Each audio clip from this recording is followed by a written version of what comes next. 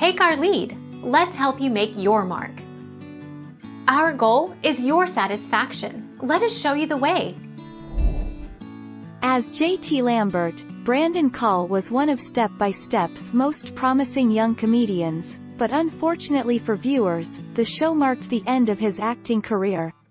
Some attribute this to a highly publicized incident where Call was a victim of road rage, and shot twice in both his arms.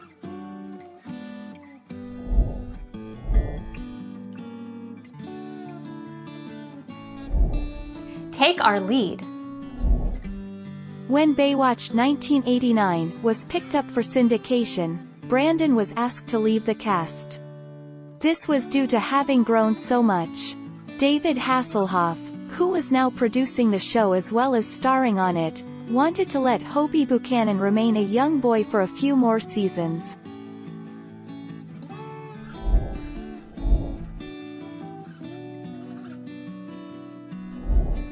Take our lead. After being the least featured child character in the series, Josh Brendan quit acting and left the show during season 6. His character Brendan was then never seen or mentioned at all for the remainder of the series.